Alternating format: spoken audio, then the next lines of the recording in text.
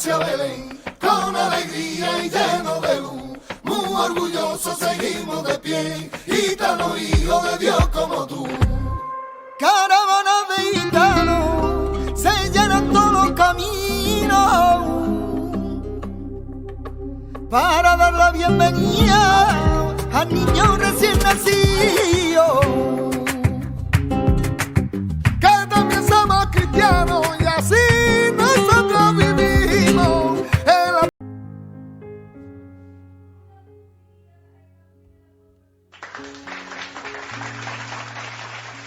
Bienvenue frères et sœurs à notre live du jour sur Facebook. Et avec la grâce de Dieu, nous allons parler de Nicodème. Et le titre que j'ai donné à ce message d'aujourd'hui, c'est simplement « Il est nécessaire de naître de nouveau ». Alléluia, je répète, il est nécessaire de naître de nouveau. Amen.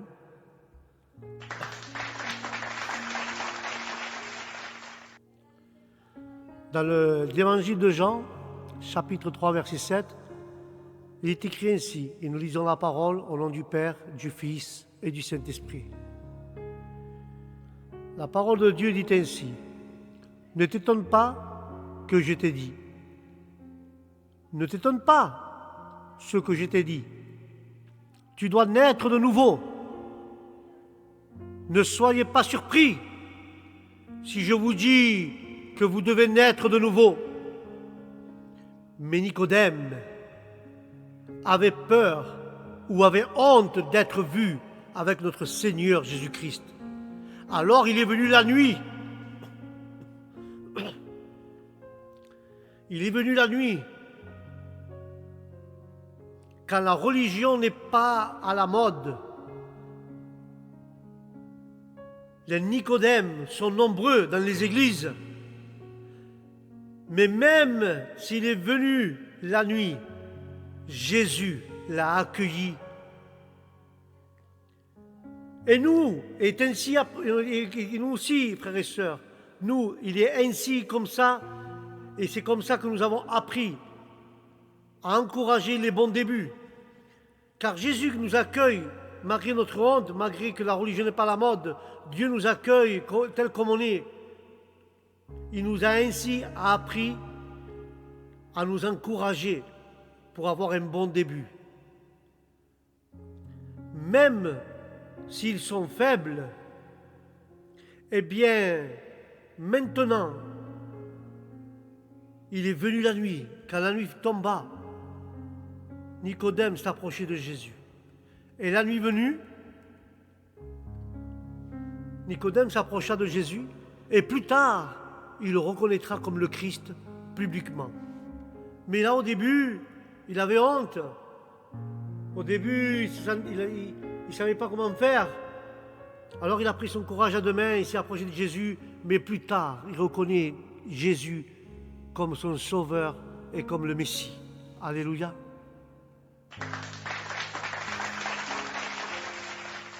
C'est un bon début, frères et sœurs.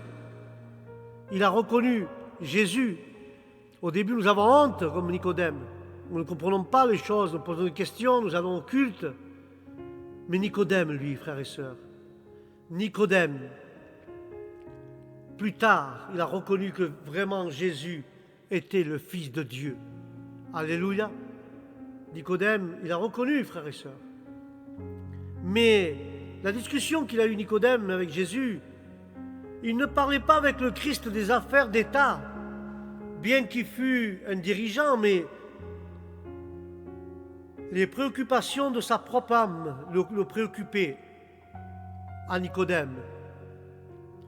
Il se préoccupait de son âme et de son salut. Il les abordait immédiatement en disant à notre Sauveur, il a parlé à notre Sauveur avec Jésus-Christ, il a parlé de la nécessité et de la nature de la régénération ou de la nouvelle naissance. Voilà, Nicodème, de quoi il parlait avec Jésus, de la nouvelle naissance. Et immédiatement, il s'est dirigé à cette conversation Et immédiatement, Nicodème est allé vers la source de la sainteté, du cœur à la naissance et le début de la vie. Naître de nouveau, c'est recommencer à revivre. Comme ceux qui ont vécu longtemps ou peu, nous devons avoir une nouvelle nature, de nouveaux principes et de nouvelles affections. Et d'avoir aussi des nouveaux objectifs pour cette année 2024. Alléluia.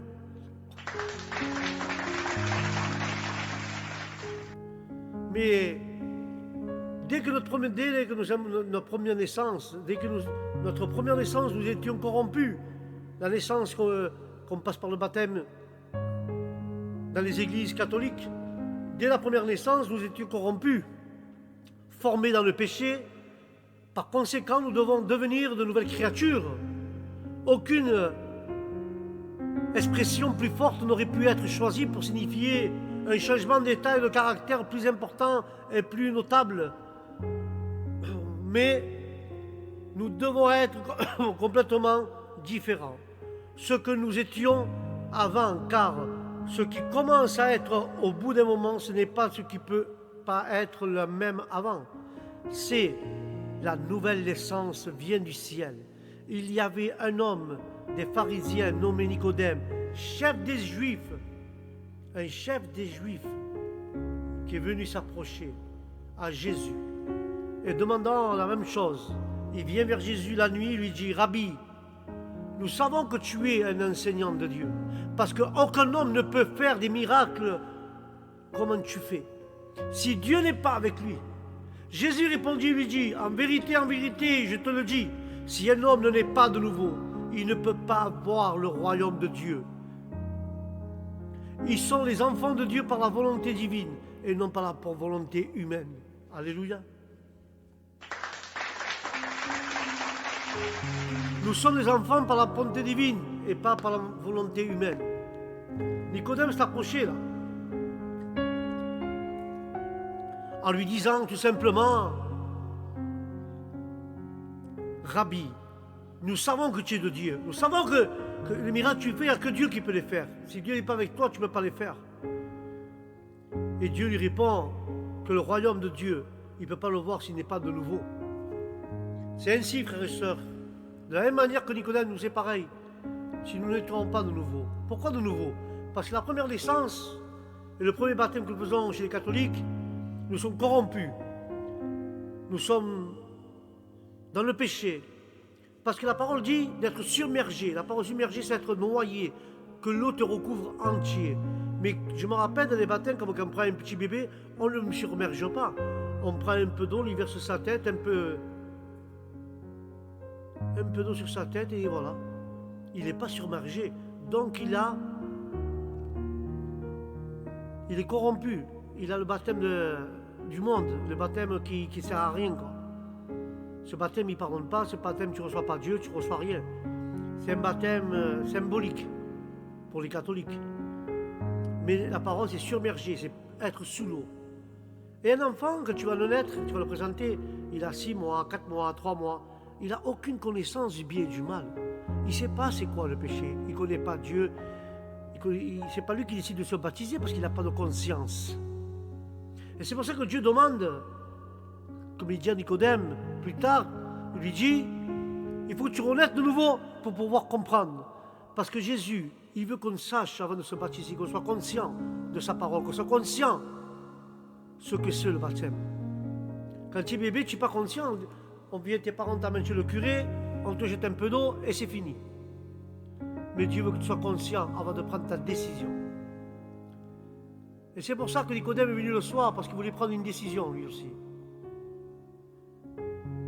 Il savait que les enfants de Dieu sont faits par la volonté divine et non par la volonté humaine.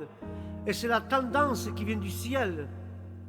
C'est Dieu qui va te pousser à ce changement qui vient du ciel. C'est un grand changement opéré dans le cœur du pécheur que Dieu fait. Et c'est par la puissance du Saint-Esprit que Dieu opère au cœur du pécheur pour qu'il se convertisse, il passe par les eaux du baptême et qu'il soit baptisé pour suivre Jésus. Le baptême dans les règles de Dieu, pour être une nouvelle créature, si tu meurs dans le péché, quand tu submerges dans l'eau, tu es en train de mourir l'ancien toi, tu es en train de le mourir. Et quand tu ressors de l'eau, tu es une nouvelle créature, tu viens de renaître. Pourquoi l'eau? Parce que l'eau symbolise la parole de Dieu. C'est la parole de Dieu qui te fait renaître dans l'intérieur de toi.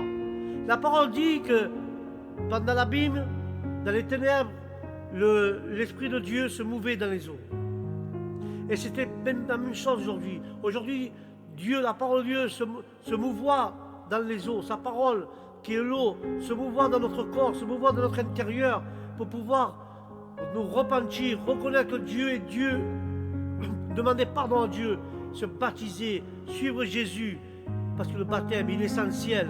Parce que le baptême qui vient du ciel, il ne vient pas de l'humain, sinon qui vient de la divinité de Dieu. S'il vient du ciel, et ce baptême-là, il va changer ta vie, il va changer ton cœur. Parce que tu sais pourquoi? Parce que c'est la puissance du Saint-Esprit qui travaille dans ton âme, qui travaille dans ton cœur. Et c'est lui qui va te convaincre de tout péché au nom de Jésus.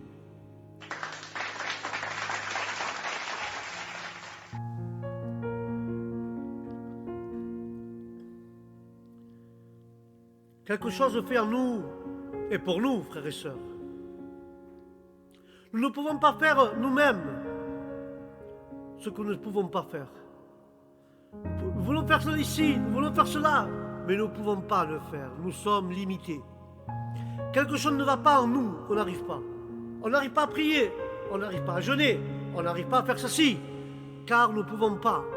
Mais il y a quelque chose qui ne va pas dans notre intérieur. Alors, il faut examiner nos vies. Et c'est là que nous voyons que nous avons besoin d'un changement. Et alors, une vie nouvelle commence et qui va durer pour toujours. Autrement, nous ne pouvons pas atteindre aucun bénéfice de Christ. Il est nécessaire à notre bonheur ici sur terre, pour l'avenir, ce que le Christ a dit à Nicodème. La même parole est pour nous aussi, frères et sœurs. Le Christ dit à Nicodème qu'il avait mal compris. Comme s'il n'y avait pas d'autre moyen de régénérer ou de remodeler une âme immortelle et que le remodeler le corps. Il croyait que Jésus devait remodeler le corps et mettre une âme immortelle. Mais ce n'est pas ça que Dieu parlait. Mais dans l'ignorance, mais il connaît dans l'ignorance, Nicodème, dans son ignorance, il témoigne d'une volonté d'être mieux informé. Ensuite, le Seigneur Jésus l'explique plus de détails. Il lui montre l'auteur de ce changement béni. Ce n'est pas produit par notre sagesse ou notre puissance, mais par la puissance du Saint-Esprit qui nous bénit et qui nous change avec sa puissance au nom de Jésus.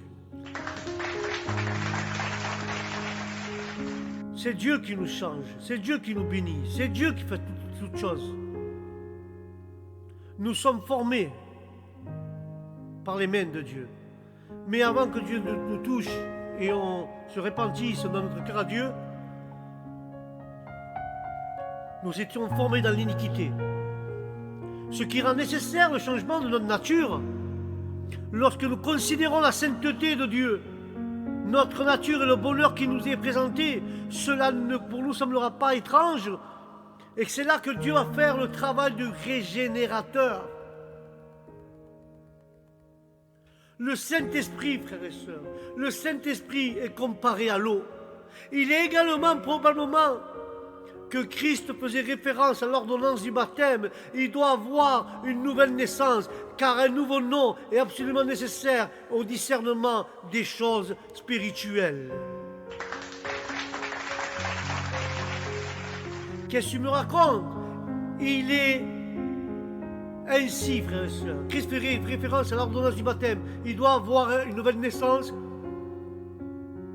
avec un nouveau nom, car il est absolument nécessaire au discernement des choses spirituelles. Parce que si tu prends le toi d'avant, je ne sais pas, je dis mon nom aux autres, tu t'appelles Jacques. Si avant Jacques était un drogué, si avant Jacques c'était un voleur, tu ne peux pas voir les choses spirituelles avec Jacques. Parce que Jacques, il verra les choses mauvaises qu'il a fait, qu'il a été formé dans ce monde avec les choses mauvaises. Il a été baptisé avec les choses mauvaises de ce monde. Mais alors Dieu veut changer Jacques, comme il a fait avec Jacob. Il va t'appeler Israël, il va te donner un autre nom. Aujourd'hui, tu étais Jacques le voleur. Aujourd'hui, tu es Jacques le chrétien. C'est un autre. Et Jacques le chrétien, il ne va plus voler, il ne va plus mentir, il ne va plus rien faire. Et Jacques le chrétien, il va discerner les choses du bien et du mal. Jacques le chrétien, il va discerner les choses spirituelles des choses charnelles. Et c'est pour ça que Dieu veut que tu changes de nom. Si aujourd'hui tu t'appelles drogué, ou tu t'appelles clochard, ou tu t'appelles buveur, ou tu t'appelles voleur, Dieu veut changer ton nom. Dieu veut t'appeler le nom de Christ, de chrétien. Chrétien et chrétienne. Dieu veut se mettre ton nom. Lui, il appelle Christ. Et la parole chrétien vient de la parole Christ. Alors, Jésus-Christ veut donner son nom à toi. Toi qui m'écoutes, Dieu veut changer ton nom. Dieu veut t'appeler. Il te demande, veux-tu être mon fils? Car moi, je vais être ton père.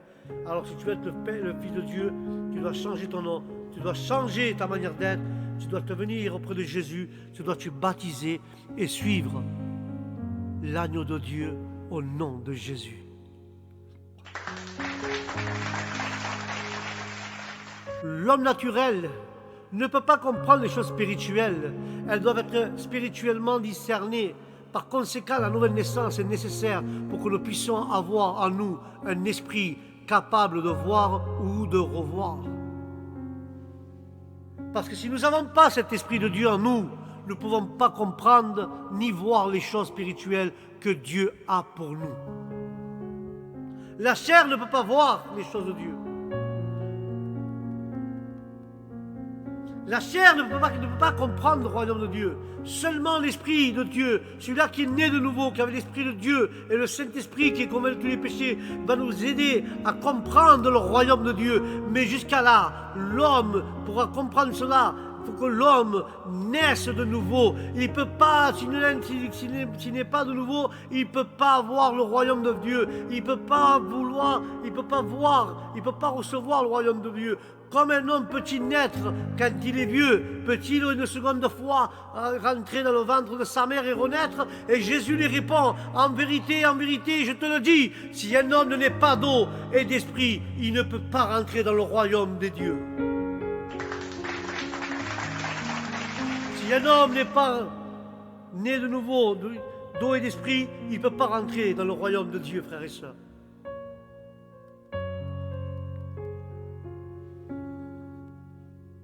Et nous comprenons, frères et sœurs, que le passage signifie que l'eau, c'est-à-dire l'esprit, mais il ne peut rien référencer à l'influence de la purificatrice.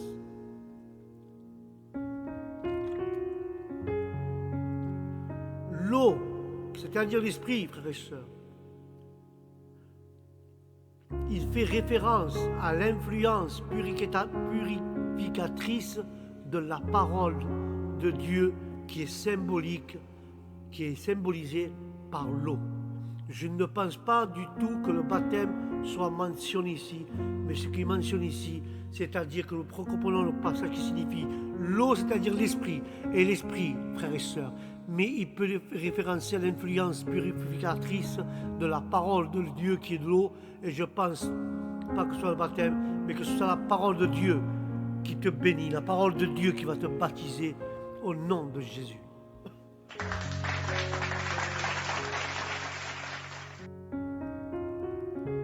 Livre Jean 3,6, il est écrit « Ce qui est né de la chair, c'est la chair. Les parents sont peut-être les personnes les plus dévouées qui avez vécu, mais ce qui naît d'eux n'est que chair. » Et Jean 3,6, il dira « Et que si quelqu'un naît de l'esprit, il est esprit. » C'est seulement alors que lorsque nous avons l'esprit de Dieu qu'il y a une vie spirituelle en nous. Quand nous acceptons Jésus, quand nous recevrons Jésus dans notre cœur, nous recevrons le Père, le Fils et le Saint-Esprit. Et le Saint-Esprit nous convoit de tout péché. C'est lui qui nous conduit dans toute la vérité. Et nous naissons de nouveau par l'Esprit. Alors là, nous allons avoir une vie vraiment spirituelle en nous, au nom de Jésus.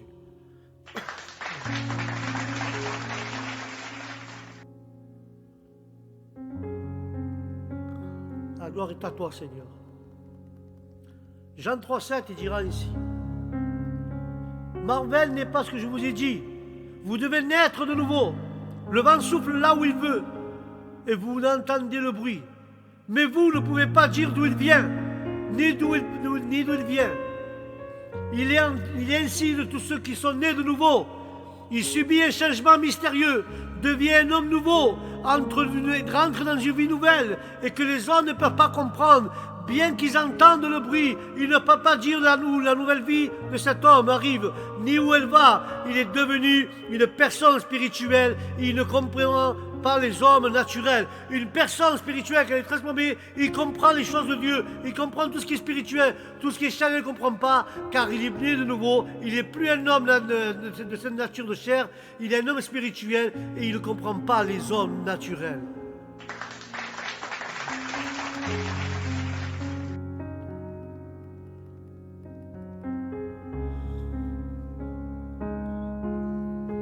Ce n'est pas tous ceux qui sont baptisés qui vont être sauvés, non. Et seulement ceux qui sont baptisés soient sauvés, non. Mais dans cette nouvelle naissance opérée par l'Esprit Saint, qui signifie par le baptême, personne ne sera soumis au royaume de Dieu. Le mot signifie à la fois le vent de l'Esprit, le vent de souffle, où il était dit, Dieu dirige l'Esprit, envoie ses influences, ou quand, sur qui, bien que les causes soient cachées, les effets sont évidents lorsque l'âme est amenée au cri, au péché et à respirer après la nuit. Alléluia. Le baptême, on n'est pas soumis à cela, nous. Nous devons le faire parce que Jésus l'a fait pour notre exemple. Mais le baptême, frère, c'est l'Esprit qui souffle en nous. C'est l'Esprit qui va nous diriger, c'est l'Esprit de Dieu qui va nous influencer pour suivre sa route. Il est caché en nous. Dans notre âme, il est amené à crier au péché et à respirer après Jésus.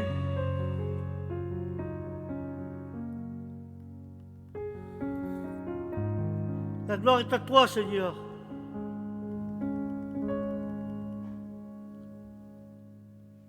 Apparemment, le fait que Jésus-Christ ait exposé la doctrine, il est nécessaire de la génération de ne pas rendre plus clair à Nicodème ainsi les choses de l'Esprit de Dieu sont une folie pour les hommes naturels, mais beaucoup pensent qu'on ne peut pas prouver ce qu'on ne peut pas croire. Et le discours du Christ sur la vérité, frères et sœurs, nous le voyons là, dans Jean 3,11. Dans Jean 3,11, il est écrit, frères et sœurs, je vous assure, nous avons ce que vous disons, nous savons ce que vous disons, parce que nous avons vu. Mais vous ne voyez pas ce que vous ne voyez pas, ce que vous ont dit. Vous ne voyez pas ce que les gens vous ont dit. Ils recommandent que nous inquiétions sur eux. Jésus-Christ est capable de révéler la volonté de Dieu dans tous ses sens, puisqu'il est descendu du ciel et qu'il est au ciel. Nous aussi, nous avons ici une mention des deux natures distinctes. Du Christ en une seule personne, de sorte que bien qu'il soit le Fils de l'homme, il est au ciel, et Dieu est ce qui est au ciel, il demeurera, et il demeure. Ce qui est au ciel est la demeure de sa sainteté, frères et sœurs. L'homme, le Fils de l'homme qui est Jésus, il est au ciel, et Dieu, ce qui est au ciel, c'est sa demeure et sa sainteté au nom de Jésus.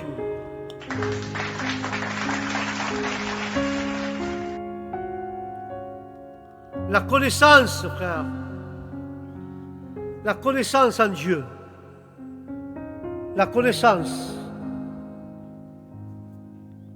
La connaissance, des fois, cela doit venir d'en haut et ne pas être revu ou reçu que par la foi. Jésus-Christ, il est venu nous sauver, nous guérir.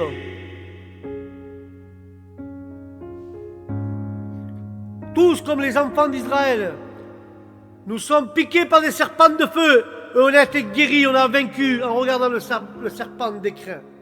Car par la foi, je vous ai dit, tous nous recevrons par la foi, tous nous avons la foi en Jésus-Christ, qui est notre sauveur. Jésus-Christ est notre sauveur et notre guérisseur. Tout comme les enfants d'Israël, nous sommes piqués par des serpents, par des problèmes, par des infirmités, par des choses qui arrivent dans nos vies. Mais ils nous puissent piquer comme des serpents de feu qui ont été guéris et qui ont vaincu. Au nom de Jésus, nous avons vaincu tout. Parce que Jésus a dit sur la croix, Père, tout est accompli. Alors nous allons vaincre tout. Nous allons vaincre, frères et sœurs, la haine, nous allons vaincre les problèmes, nous allons vaincre les bagarres, et nous allons gagner la paix, la foi, la sagesse. Voilà ce que Dieu veut. Dieu veut que nous s'accaparons de son esprit et qu'il nous remplisse son esprit pour pouvoir guérir, pour pouvoir, tout en regardant le serpent des crins, pour pouvoir bouger, pour pouvoir parler, pour pouvoir glorifier Dieu. Nous devons, avec la miséricorde de Dieu, nous devons être baptisés comme le Dieu nous le demande et être des hommes spirituels au nom de Jésus.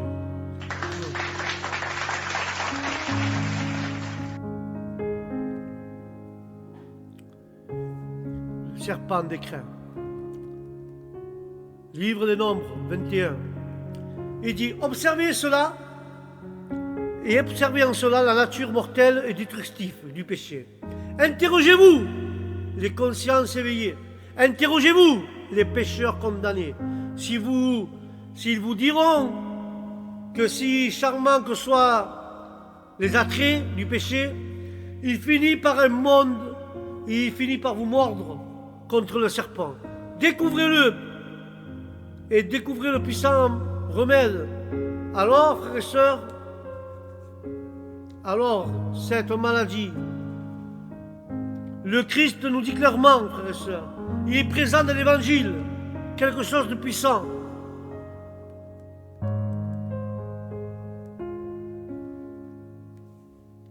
Le Christ dit clairement dans l'Évangile, celui qui nous a offensés, nous devons le pardonner et être en paix avec lui.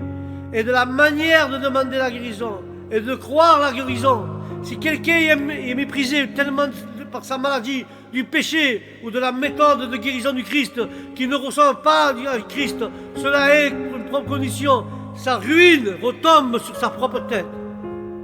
Il a dit, regardez, soyez sauvés, regardez et vivez, levez les yeux de votre foi, levez vers le Christ vos yeux de foi, levez-le vers Jésus, crucifié jusqu'à aujourd'hui. Et ce que nous avons la gloire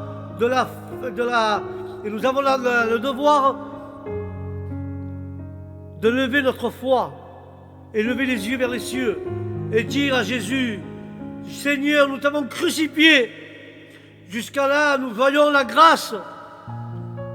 Si tu veux la grâce de le faire, et nous ne serons pas guéris, mais nous continuons à être là, au nom de Jésus.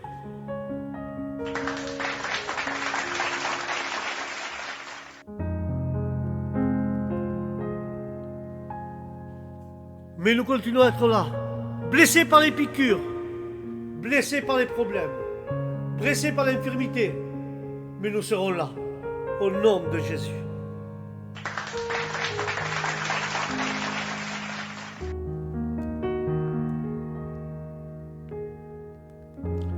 Que Dieu réprimande le diable. Satan, il veut piquer toujours à Jésus, qui est venu nous sauver en nous pardonnant enfin que nous soyons et que nous ne mourions pas à cause du jugement de loi. Voici l'évangile, la bonne nouvelle en effet. Voici l'amour de Dieu en donnant son Fils pour tous. Dieu aimant tel le monde. Si véritablement,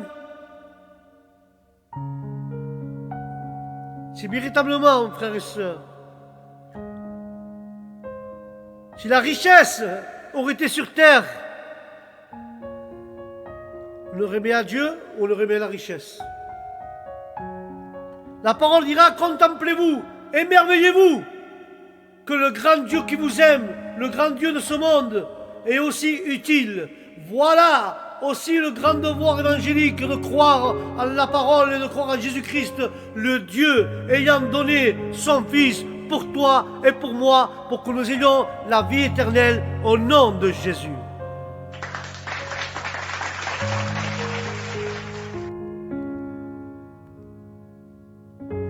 gloire est à toi.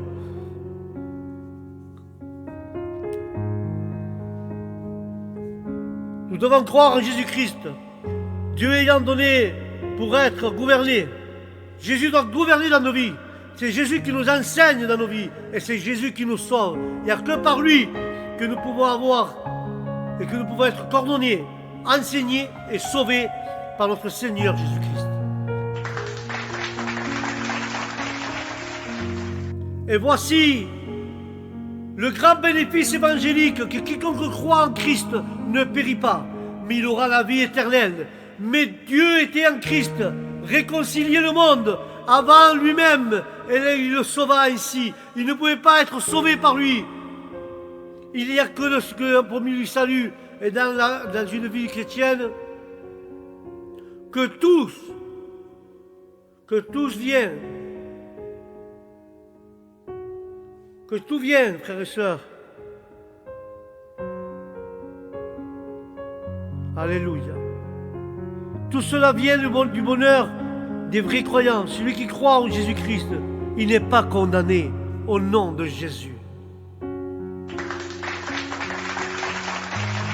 Celui qui croit en Jésus-Christ, il n'est pas condamné.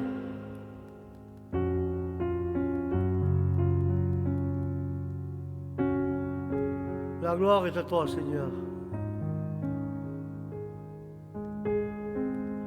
Bénis ton nom, Seigneur. Bénis ton nom, Jésus. Même, frères et sœurs, s'il y a peut-être un grand pécheur ici ce soir, je me mets dans le lot, peut-être ici il y a un grand pécheur ce soir, qui n'est pas traité selon ce qu'il mérite. Mais Dieu voit tes péchés. Il attend que tu le confesses. Combien grand est ton péché? Combien il est grand le péché des incroyants? Mais Dieu a envoyé quelqu'un pour qu'il nous sauve. Celui qui était le plus cher à ses yeux. Celui qui était là, qui est plus cher à ses yeux. Quelle soit la manière et quelle misère tu es en train de passer. Que même quand tu as l'incrédulité, ils sont déjà condamnés. Qui parle d'une certaine damnation ou une condamnation naturelle. La colère de Dieu pèse, frères et sœurs.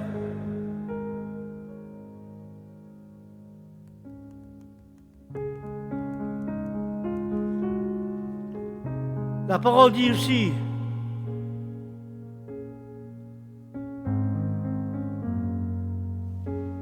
qu'ils ne sont pas intéressés par la foi dans le pardon de l'Évangile.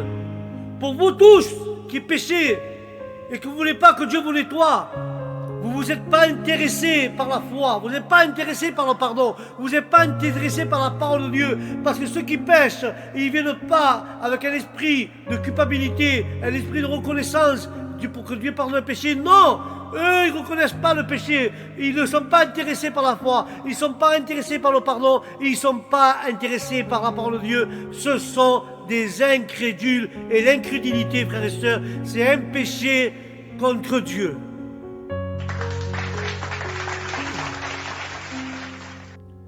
Alors, qu'est-ce que nous pouvons faire?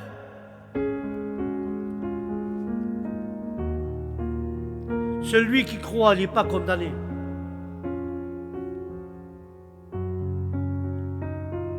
C'est incroyable, le Dieu que nous avons. Celui qui était le plus cher à ses yeux.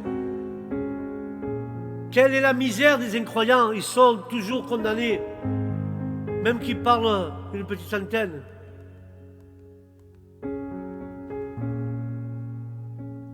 Alors, nous sommes confrontés. Quelle est la misère, frères et sœurs? Quelle est la misère des incroyants? Quelles sont leurs misères? Ils sont déjà condamnés. Qui parle d'une certaine damnation, une condamnation actuelle, car la colère de Dieu pèse désormais sur eux et leur propre cœur les condamne. Il y a aussi une condamnation basée sur la culpabilité intérieure, sont exposés à la loi du Seigneur. Alléluia.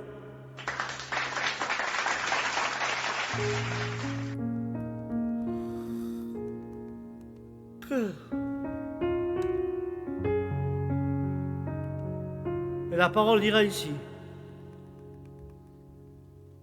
pour vous tous, pécheurs, parce qu'ils ne sont pas intéressés par la foi ni le pardon de l'Évangile Ils sont incrédules et l'incrédulité est un péché contre le remède.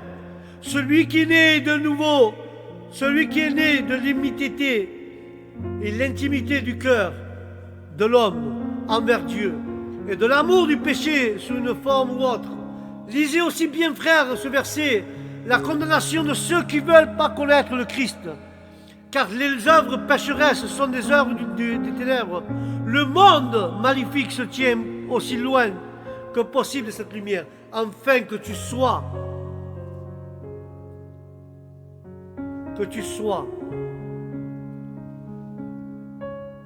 un enfant véritable de Dieu. Car les œuvres de Dieu, ce ne sont pas cela qui va éteindre lui, mais ce sont les œuvres qui vont répondre.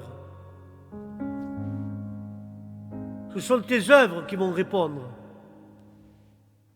Mais laisse-moi te dire, Dieu demande dans ton intimité du cœur que l'homme envers Dieu qu'il ait de l'amour. Parce que si tu n'as pas d'amour, tu vas avoir l'amour dans le péché. Et cet amour, sous une forme ou une autre forme, il va te condamner. Et ceux qui ne veulent pas être et commettre le Christ, les œuvres pécheresses sont des œuvres des ténèbres. Et le monde maléfique se tient aussi loin que possible de cette lumière, afin que sont les œuvres ne sont pas retrouvées.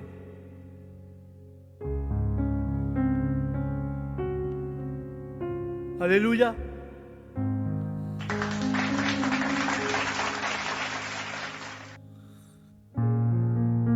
La gloire est à toi, Seigneur. Le Seigneur est bon. Les œuvres ne sont pas reprouvées. Christ est, parce que le péché est aimé. S'il n'avait pas détesté le savoir salvateur, il ne serait pas concentré d'ignorance incapable, alors qu'au contraire, des cœurs renouvelés accueillissent cette lumière. Un homme a dit un jour qu'il ne serait pas content et que dans l'ignorance, un incapable. Au contraire, Dieu a dit qu'il y a des cœurs purs, des cœurs recueillis, des cœurs renouvelés au milieu de cette lumière. Car un homme bon agit en vérité et sincérité dans tout ce qu'il fait, afin que vous voyez savoir quelle est la volonté de Dieu, et pour l'accomplir, la lumière, il y a eu un changement dans tout votre caractère et votre vie. Et dans votre conduite, il y a eu un changement. Et l'amour de Dieu est déversé. L'amour de Dieu est déversé. Alléluia. L'amour de Dieu est déversé en nous.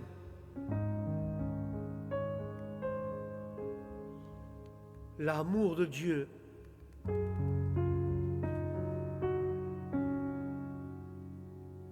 est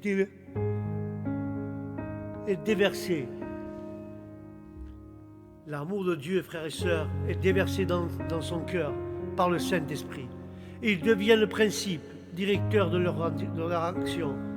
Tant qu'il reste sous pied le poids d'une culpabilité, non pardon y a-t-il. Il ne peut pas y avoir s'il n'y a pas de pardon, il ne peut pas avoir une crainte au service de Dieu. Mais quand on a des doutes et on croit au pardon, il n'y a pas de doute, car ce pardon est constructif. On s'appuie, sauf sur les choses catholiques. Il faut s'appuyer sur les choses de Dieu. Il faut s'appuyer sur Dieu déjà, sur lui, sur Jésus, sur Dieu le Père. Il faut s'appuyer sur Jésus, sur Dieu le Père. Il faut s'appuyer sur celui-là qui est uni par amour, c'est David. Nous devons s'appuyer sur le Fils, sur le Père, sur le Saint-Esprit et sur David. Voilà ce que demande Dieu, un changement complet de chez nous.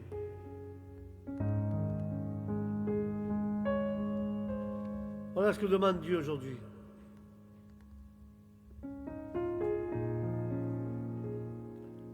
Une fois que nous sommes dans cet état-là, alors il n'y aura plus de doute. On recevra le pardon, on construira sur le pardon et on s'appuiera sur Jésus et le Père de notre Seigneur. Nous devons être unis en Dieu et par amour. Sans Dieu, si nous sommes désunis de Dieu, nous ne pouvons rien faire, frères et sœurs. Si nous ne sommes pas unis à Dieu, nous ne pouvons rien faire. Je vais conclure avec cela, frères et sœurs.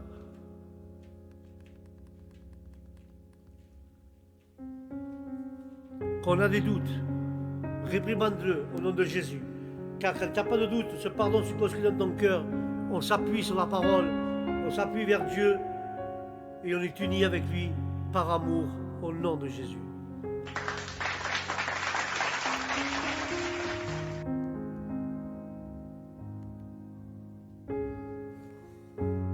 La gloire est à toi, Seigneur. Nos œuvres sont bonnes lorsque la volonté de Dieu est à la règle et à la gloire de Dieu. Mais quand on finit dans leur force et pour ceux que pour lui et non pour les hommes, la génération ou la nouvelle naissance est un sujet que le monde affectionne beaucoup, mais c'est pourtant la grande préoccupation et compassion de laquelle nous devons le faire, nous devons rester en signifiant. Que signifie-t-il? Pour nous avoir une nourriture en abondance et une vérité de vêtements à porter, si nous sommes pas nés de nouveau, si nous sommes sans amour de Dieu, nous ne pouvons pas être des enfants de Dieu. Si on n'est pas né de nouveau, nous ne pouvons rien faire. Et après quelques instants que Nicodème était là dans la nuit passée, le plaisir charnel arrivait toujours au galop. Et là, nous voyons et nous mourons dans le péché. À part que tu meurs dans le péché, tu meurs tu te couches dans la tristesse. Et si à la fin, frères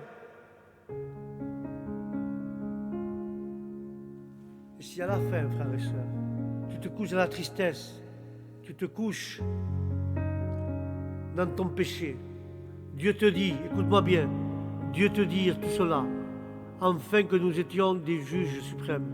Il te dit à toi, éloigne-toi, éloignez-vous de moi, je ne vous connais pas, ouvriers d'iniquité.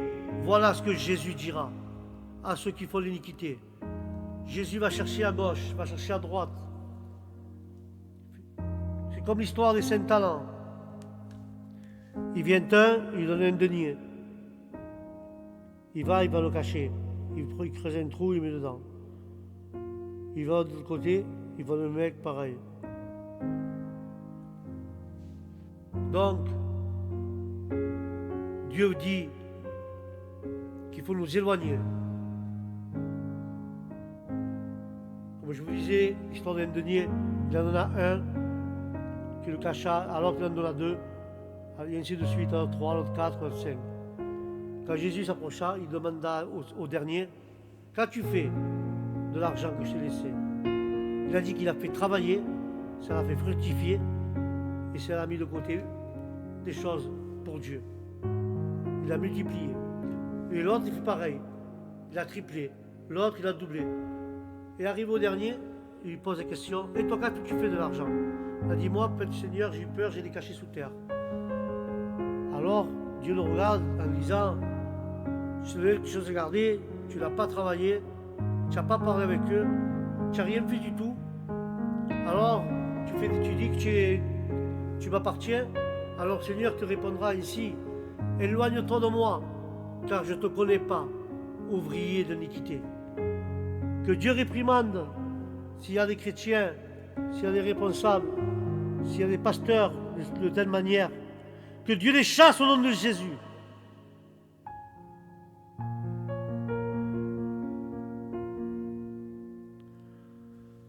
Voilà, frères et sœurs. Notre réunion du live de Facebook arrive à son terme.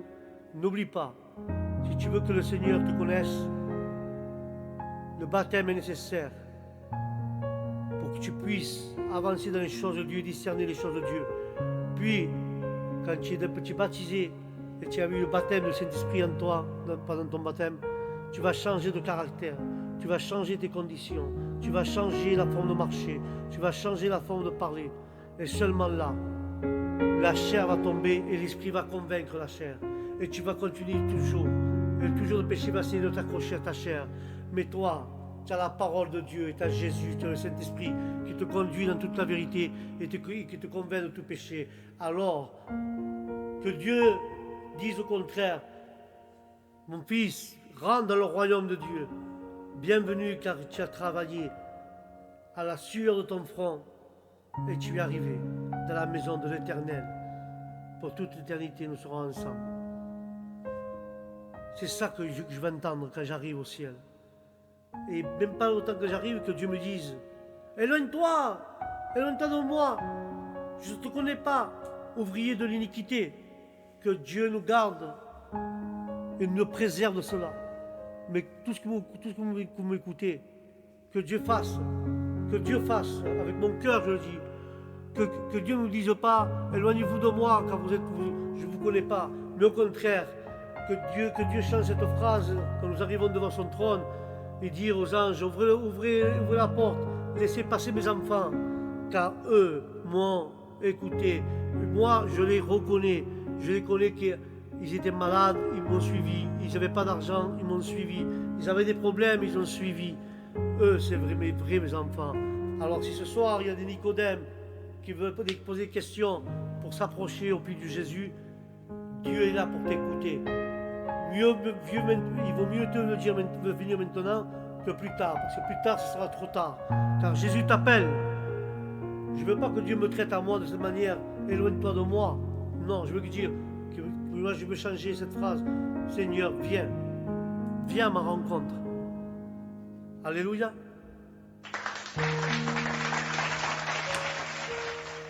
Voilà, frères et sœurs, sur ce thème, je vous laisse. Je vous dis au prochain direct, que la paix de Dieu soit dans votre esprit, dans votre âme et dans votre cœur. Bénédiction pour tout le monde. Et je vous dis au prochain programme. Shalom.